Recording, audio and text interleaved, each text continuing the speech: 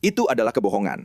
Saya pikir hal-hal yang dikatakan itu jahat, itu menyakitkan, itu merusak warisan Charlie Kirk, siapa dirinya sebagai pribadi dan apa yang dia perjuangkan. Dan saya mengutuk siapapun yang di luar sana menyebarkan kebohongan ketika kita memiliki bukti yang tak terbantahkan, yang muncul di pengadilan pada sidang pendahuluan. Kita akan mengungkap pembunuh sebenarnya dari Charlie Kirk. Sudah waktunya. Kami telah bekerja selama berbulan-bulan dalam sebuah investigasi yang mendalam dan detail. Bukan orang yang kamu pikirkan saat ini. Kita akan membahas siapa yang sebenarnya berada di balik pembunuhan Charlie Kirk, Candace Owens. Ini adalah acara Ben Shapiro. Internet mulai berbalik melawan Candace Owens, dan aku pribadi sangat menikmati setiap detik dari ini. Karena kita tahu bahwa podcaster kejam itu telah melakukan segala cara, bukan hanya untuk menjadikan kematian Charlie Kirk sebagai ajang mencari uang sebanyak-banyaknya, tapi juga untuk menghancurkan keluarganya. Dan, secara umum, menciptakan kekacauan sebanyak mungkin dengan berbohong secara terang-terangan. Dan jika kamu sudah mengikuti channel ini sejak awal, kami telah membahas cerita ini secara mendalam. Dan kami adalah salah satu orang pertama yang berani mengungkapkan siapa sebenarnya Candace itu. Tapi orang-orang belum melakukannya. Mereka butuh waktu. Mereka masih ragu. Dan mereka takut Candace akan mengejar mereka bersama para pengikut fanatiknya. Jadi, mereka tidak banyak bicara. Tapi sekarang, semuanya sudah berubah. Orang-orang sudah benar-benar muak. Apalagi dengan sidang pendahuluan Tyler Robinson yang sedang berlangsung dan dia terus menyebarkan omong kosong ini serta caranya menghancurkan Erica Kirk yang sangat menyakitkan untuk dilihat. Kita punya orang seperti Ben Shapiro yang mungkin membuat salah satu monolog terbaik sepanjang masa, benar-benar mengkritik Candace Owens habis-habisan. Kita punya Brandon Tatum, salah satu teman terdekatnya, yang akhirnya angkat bicara dan berkata, "Ya, teman-teman, maksudku, aku tidak bisa mendukung ini lagi. Kamu punya bukti dan fakta dari Charlie bahwa dia sebenarnya tidak mencoba mengenalikan Candace dan sebenarnya bukan temannya. Dan ada orang-orang yang mengenal Candace dari masa lalu muncul dengan cerita-cerita tentang dirinya yang akan membuatmu tercengang. Maksudku, teman-teman, selamat datang di episode Pushback Today. Episode kali ini besar banget. Ini sangat besar. Karena kita sudah menunggu agar internet akhirnya menyerah untuk mendukung pembohong gila ini yang tidak melakukan apa-apa selain menyebabkan kehancuran selama setahun terakhir. Jadi, selamat datang di Pushback. Aku Meiraka, pembawa acara kalian. Pastikan untuk menekan tombol subscribe. Dan ini Brandon Tatum. Sekali lagi, sebagai pengingat bagi kalian yang belum tahu, dia adalah teman baik Candace. Mari kita dengarkan apa yang akan dia katakan di acara Piers Morgan. Dan sekali lagi, aku akan menanyakan pertanyaan yang sama padamu. Maksudku, apakah kamu akan mengutuk Candace Owens atas apa yang telah dia lakukan? Ya, menurutku itu mudah untuk dikecam. Aku mengutuk apapun yang dikatakan Candace yang salah. Kau tahu, aku mengenalnya secara pribadi, dan aku dan dia akan segera berbicara tentang apa yang sedang terjadi. Karena menurutku, dia dan menurutku akan bermanfaat baginya untuk mendapatkan edukasi tentang apa kebenarannya, bagaimana proses-proses ini berjalan, bagaimana investigasi dilakukan, bagaimana bukti DNA bekerja. Dan sebagai seseorang yang mengenalnya secara pribadi, menurutku sangat berharga bagi aku dan orang lain yang mengenalnya untuk berbicara dengannya. Kau tahu, aku tidak berpikir itu baik untuk terus-menerus meneriakan namanya setiap hari di media sosial. Erica tidak melakukannya. Turning Point juga tidak melakukannya. Charlie juga tidak pernah melakukannya, meskipun dia tidak setuju dengan banyak hal yang dikatakan oleh Candace. Menurutku penting untuk benar-benar menyerang apa yang dikatakan. Itu adalah kebohongan. Aku pikir hal-hal yang dikatakan itu jahat, itu menyakitkan. Itu merugikan warisan Charlie Kirk, jati dirinya, dan nilai-nilai yang ia perjuangkan. Dan saya mengecam, siapapun yang di luar sana menyebarkan kebohongan ketika kita memiliki bukti yang jelas yang terungkap di pengadilan pada sidang pendahuluan. Akan lebih buruk lagi jika kasus ini masuk ke persidangan.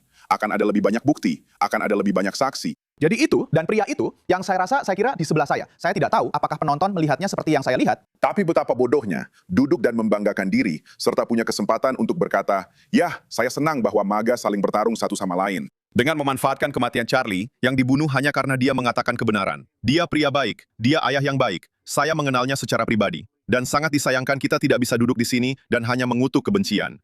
Kita harus menyatakan bahwa itu MAGA, itu bukan MAGA, itu kebodohan.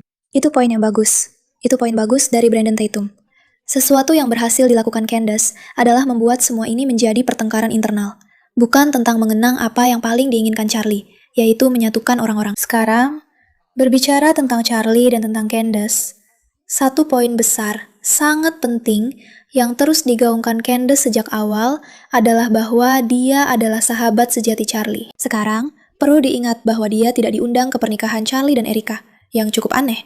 Dan dia juga tidak diundang ke upacara besar yang mereka adakan setelah Charlie dibunuh untuk mengenangnya. Tidak ada yang benar dari itu. Dia sebenarnya bukan teman, dan sepertinya selama bertahun-tahun, persahabatan mereka sudah mulai memudar. Tapi dia terus memposting, tidak. Kami benar-benar sahabat sejati. Aku adalah pembela sejati Charlie. Dan sekarang, Andrew Colfett baru saja angkat bicara. Ini seperti jenis postingan yang dia buat. Satu pertarungan lagi, Charlie. Aku akan berjuang. Aku tidak takut pada iblis-iblis ini. Kita akan menang. Tapi sekarang, Andrew Cuffett yang terlibat di Turning Point USA mengatakan hal-hal seperti, Candace, kamu dan Charlie bukan teman. Dia mengaturmu. Dia menjaga semuanya tetap ringan dan sopan agar kamu tidak berbalik melawan organisasi. Tunjukkan bukti persahabatan sejati selama 12 bulan terakhir dari 18 bulan terakhir hidupnya. Tentu saja dia tidak bisa melakukannya. Tapi Andrew tidak menahan diri dan benar-benar menunjukkan buktinya. Dan inilah teman-teman, semuanya dengan jelas. Ben Shapiro sudah dikonfirmasi. Ya, kerja bagus. Apakah kita ingin menampilkan grafisnya sekarang atau nanti? Tunggu, aku perlu membereskan dinamika antara Candace dulu. Artinya, Charlie di sini mengakui bahwa dia harus mencari cara untuk menghadapi masalah Candace Owens.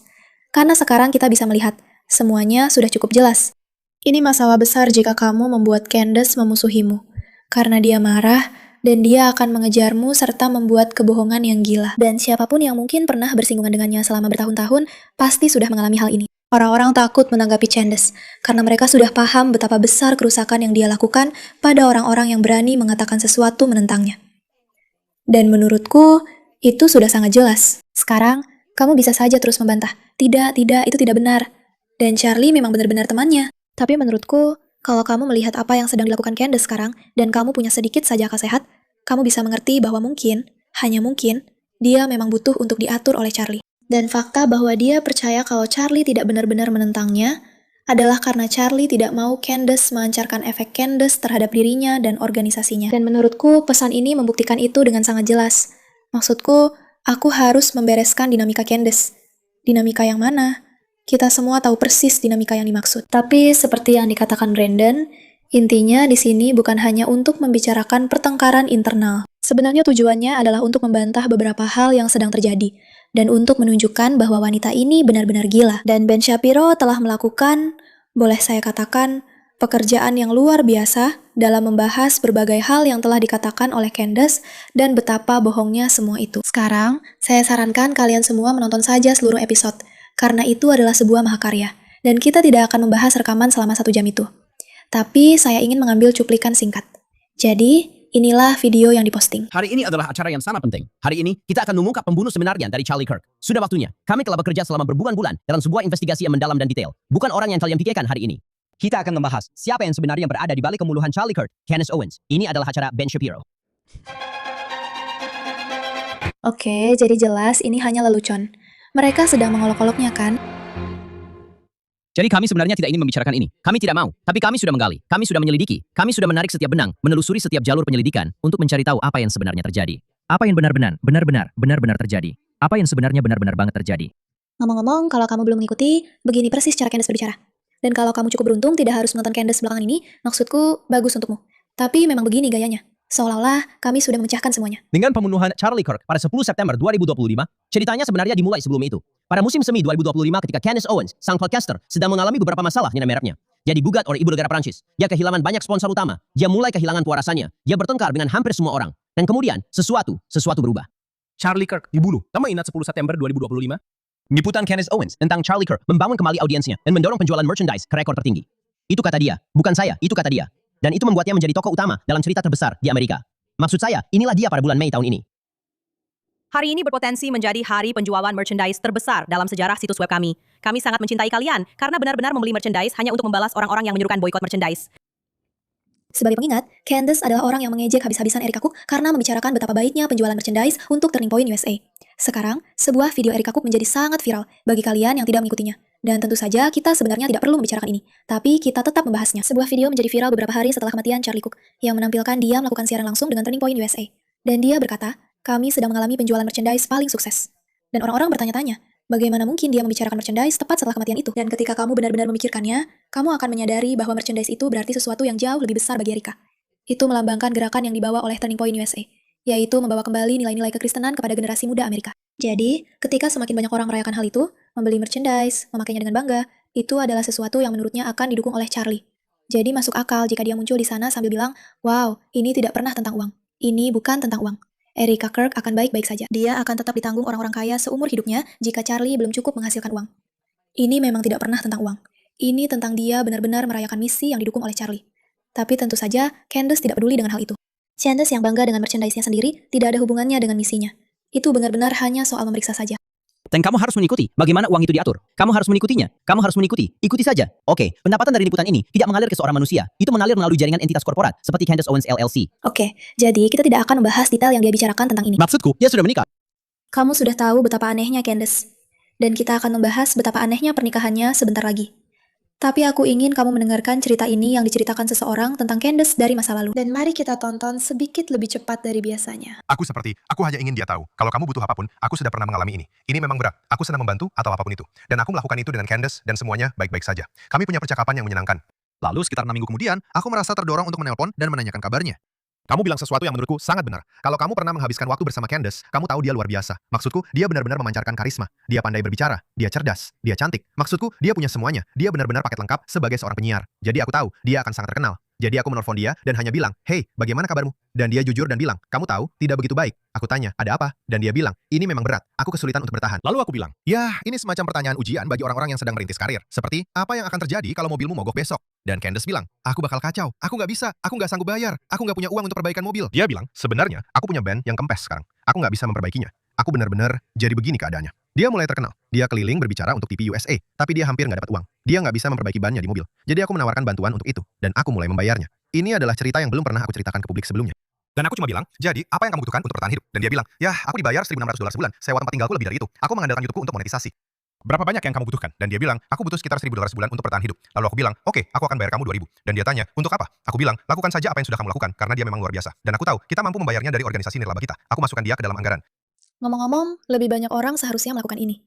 Jika kamu menemukan orang di luar sana yang melakukan pekerjaan baik, kamu sebaiknya mencoba membantu mendukung mereka secara finansial.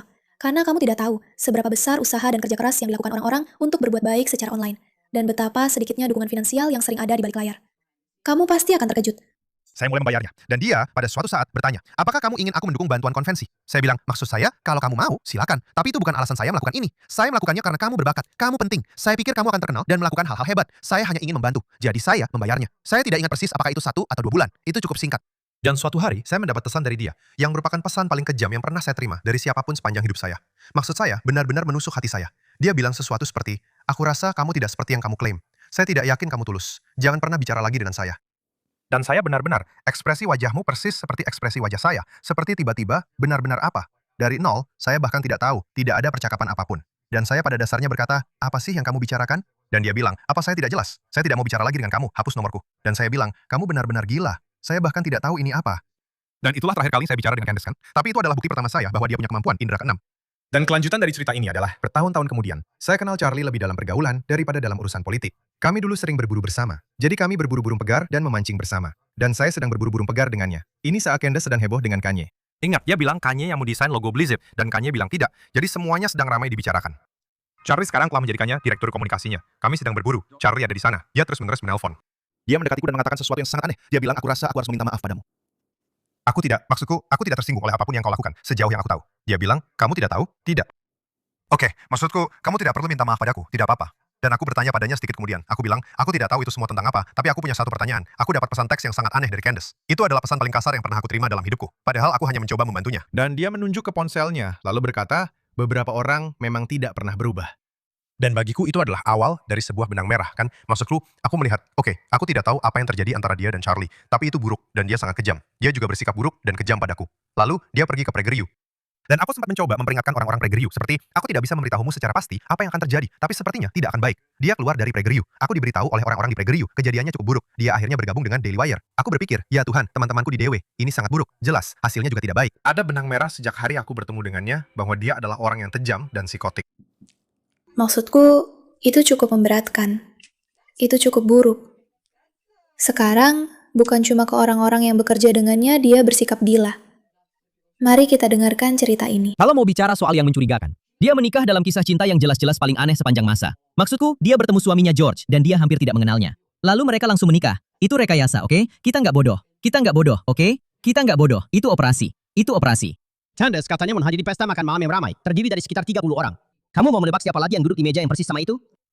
Charlie Kirk. Apakah itu kebetulan? Dia ada di sana saat dia bertemu suaminya. Di acara itulah dia bertemu George Farmer, yang merupakan putra kaya dari bangsawan Tory Inggris terkenal, Lord Michael Farmer. Ini, Candace sedang menceritakan hal ini bersama suaminya, George. Aku duduk di sebelahmu dan kamu hampir tidak mengatakan apa-apa padaku. Benar, aku melakukan apa yang sudah kulakukan selama 6 tahun terakhir. Aku hanya diam saja. Dan itu berhasil. Dan itu berhasil. Benar-benar berhasil. Dan kemudian kamu menikah denganku. Jadi aku benar-benar tidak tahu kenapa. Iya, 18 hari kemudian, iya, kita bertunangan. Ini cerita yang aneh. Dan aku rasa kebanyakan orang paham. Kalau mungkin itu karena dia, entah bagaimana, mencoba untuk memulihkan diri dari patah hatinya karena Charlie tidak mau menikahinya. Dia menikah dengan seseorang yang berkulit putih. Mirip dengannya. Tipe orang kaya. Maksudku, tidak mengherankan kalau dia sangat cemburu pada Erika Cook. Dan itulah latar belakang semua ini. Tapi menurutku, alasan utama kita harus memperhatikan Candace adalah untuk mencoba membantu suaminya yang malang. Bisa kamu bayangkan, menikah dengan seseorang seperti ini? Waduh, pasti tidak menyenangkan. Sama sekali tidak menyenangkan. Tapi begitulah teman-teman. Seperti yang sudah aku bilang, ada Ben, ada Brandon, ada acara Jeremy Boring, ada Andrew Koval. Semuanya sedang terjadi. Buktinya terus bermunculan, menumpuk, menumpuk, menumpuk. Tapi kamu tidak butuh bukti. Kamu hanya butuh mata untuk melihat apa yang sudah dilakukan wanita ini. Apa yang sudah menjadi dirinya, dan bahayanya.